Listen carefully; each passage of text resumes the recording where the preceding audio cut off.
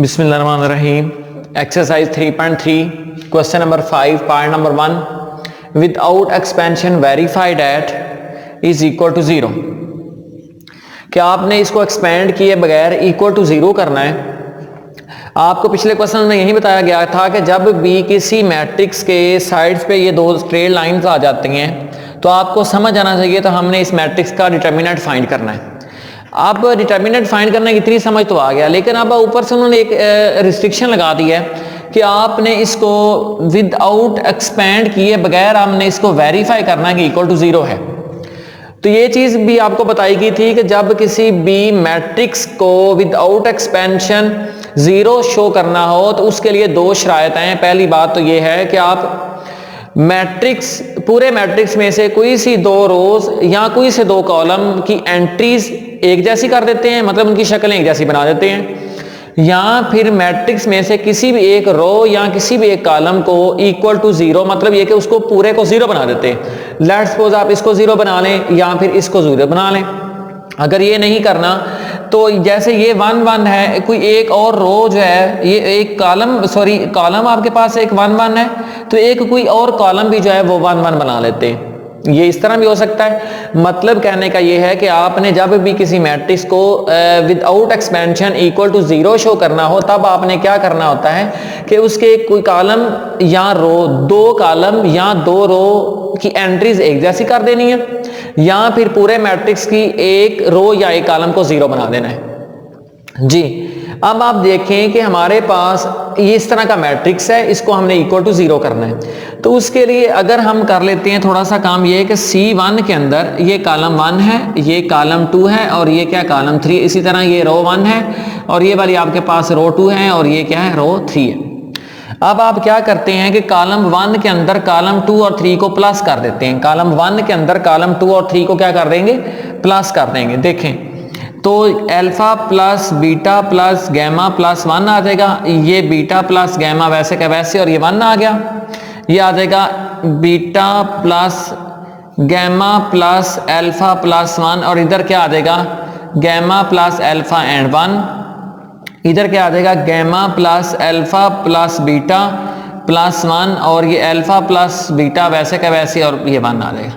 मैंने किया क्या है कि रो ऑपरेशन के जरिए क्या किया है, सॉरी कॉलम ऑपरेशन के जरिए कॉलम 1 के अंदर कॉलम 2 और 3 दोनों को क्या कर दिया है, प्लस कर दिया है।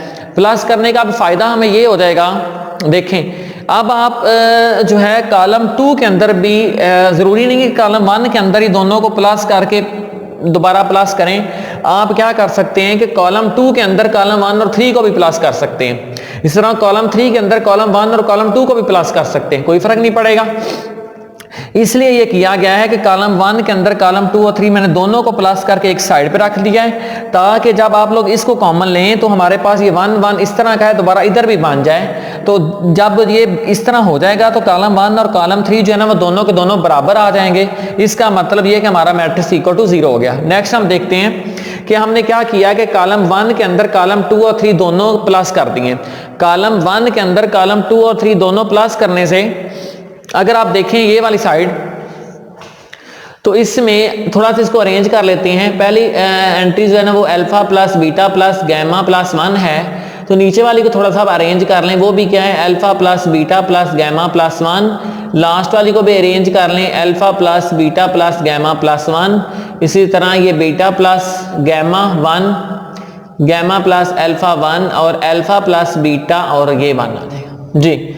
इसमें अगर आप देखें तो हमारे पास alpha plus beta plus gamma plus 1 common आ रहा है, तो ये आ जाएगा 1 1 और 1। इसी तरह ये beta plus gamma alpha, gamma plus alpha 1 और अल्फा प्लस बीटा और ये 1 आ जाएगा। इसका मतलब ये है, देखिए कि कॉलम 1 जो है वो कॉलम 3 की इक्वल है, तो इसका मतलब ये है कि ये पूरा मैट्रिक्स क्या हो जाएगा 0 हो जाएगा। तो जब 0 को किसी भी चीज से मल्टीप्लाई करेंगे तो पूरा आंसर क्या निकल आएगा आपके पास 0।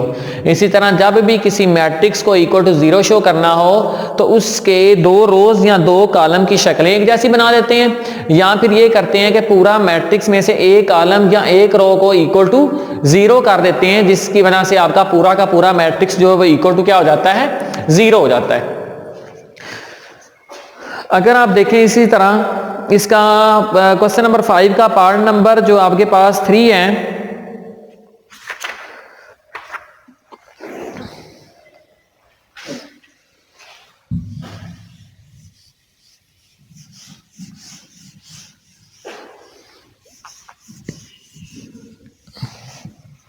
इसका पार्ट नंबर 3 देखते हैं। उसमें भी आपने इसको इक्वल टू 0 शो करना है। वो लिखा हुआ है 1 a square a over a b, इसी तरह 1 b square b over c a and 1 c square c over a b। हमने इसको इक्वल टू 0 शो करना है। पहले मैंने आपसे ये काम कहा था कि आपने क्या करना है कि दो मैट्रिक्स की 2 रो या 2 कॉलम को बराबर कर देना है। तो उसके लिए हमने कुछ प्लस माइनस चीजें करनी पड़ी, हमने की, वो उस तरीके से तो हो गया। लेकिन अगर किसी मैट्रिक्स को पूरा 0 बनाना है तो उसके लिए कोई एक कॉलम या एक रो को आप 0 भी कर सकते हैं। लेकिन अगर यहां पर देखें तो हम कॉलम 1 के अंदर कॉलम 2 और 3 को ऐड करने से इधर चीज तो बन जाएगी, जो भी है वहां पे वैल्यूज आएंगे, लेकिन हम उनको कॉमन नहीं ले सकते क्योंकि वो सारी की सारी डिफरेंट होंगी। यहाँ पे a स्क्वायर है, नीचे b स्क्वायर है, सबसे नीचे वाला c स्क्वायर है, तो इस पर से कॉमन तो नहीं ले सकते ना।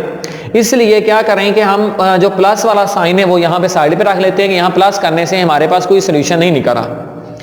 तो अगर हम क्या करें कि जो आपके पास कॉलम 3 है, देखिए ये कॉलम 1 है, ये कॉलम 2 है और ये कॉलम 3, इसी तरह ये रो 1 है, ये रो 2 है और ये क्या है, रो 3 है। अगर आप कॉलम 3 को a b c से मल्टीप्लाई कर दें तो a b और c से मल्टीप्लाई कर दें तो हमारे पास a b कर देगा, वो ca आ जाएगा। इस तरह भी काम पॉसिबल नहीं है। तो a आवर सॉरी यहाँ पे b c है, a over b c, a by B C लिखा हुआ, नीचे क्या b आवर c है और सबसे नीचे क्या लिखा हुआ c over a b। a b c से मल्टीप्लाई करें तो बिल्कुल a b c से जब मल्टीप्लाई करेंगे तो b c कर देगा a मल्टीप्लाई बाय a का स्क्वायर बन जाएगा। लेकिन ख्याल रहे कि अगर आप अंदर मल्टीप्लाई करवा रहे हैं तो बाहर आपको डिवाइड उसी चीज से करवाना पड़ेगा। मल्टीप्लाइंग, यहां पे लिखें multiplying C3 with A B and C, कि C3 को आप ए बी सी के साथ मल्टीप्लाई करवा देते हैं। हाँ, अगर नहीं करवाना तो आप लोग क्या कर सकते हैं कि C2 को ए बी सी पे डिवाइड करवा लें, तो a कट जाएगा तो ये चीज ये बन जाएगी। तो आप C2 को ए बी सी से डिवाइड भी करवा सकते हैं और इसको भी आप लोग इसी तरीके से कर सकते हैं कि multiplying C3 with A B and C. जब अंदर मल्टीप्लाई कर रहे हैं तो बाहर चीजों को क्या करना पड़ेगा, डिवाइड करना पड़ेगा। वहीं ए बी सी को 1 1 और 1, इसी तरह a square b square c square, a over B C, यहां पे आप लिख लेंगे A B C, b over c A B C, इसी तरह c over A B multiply by A B and c आ जाएगा। मैंने क्या किया कि कॉलम 3 को ए बी सी के साथ मल्टीप्लाई करवा दिया ताकि हमारे पास कॉलम 2 के इक्वल ये वैल्यू आ जाए। उसके अलावा जब अगर आप मैट्रिक्स के अंदर मल्टीप्लाई करवा रहे हैं चीज को तो बाहर आपको डिवाइड करवाना पड़ेगा, अगर डिवाइड अंदर करवा रहे हैं तो बाहर मल्टीप्लाई करवाना पड़ेगा। ये चीज आप लोगों ने याद रखनी है। तो ये क्या आ जाएगा, 1 आवर ए बी एंड सी, यहाँ पे आ जाएगा 1 1 1 ए स्क्वायर बी स्क्वायर और सी स्क्वायर आ जाएगा। इसी तरह देखेंगे बी सी और बी सी कट गया, सी ए से कट गया और ए बी से कट गया जी। तो आप लिख सकते हैं ए स्क्वायर बी स्क्वायर और सी स्क्वायर। यहाँ पे अगर आप लोग देखें तो हमारे पास कॉलम ये C1 है, ये C2 है और ये C3 है। यहाँ पे अगर आप लोग देखें तो कॉलम 2 और 3 दोनों बराबर आ रहे हैं। तो यहाँ पे आप हिंट देकर लिख भी सकते हैं कि कॉलम 2 जो है वो कॉलम 3 के क्या है, इक्वल है, इसलिए पूरा मैट्रिक्स इक्वल टू क्या हो गया है, 0 हो गया है। यहाँ पे इसकी रीजन लिखना जरूरी है, लिखेंगे C2 equal to C3। So 1 over A B C multiply by 0, तो आंसर टोटल क्या हो जाएगा आपके पास 0।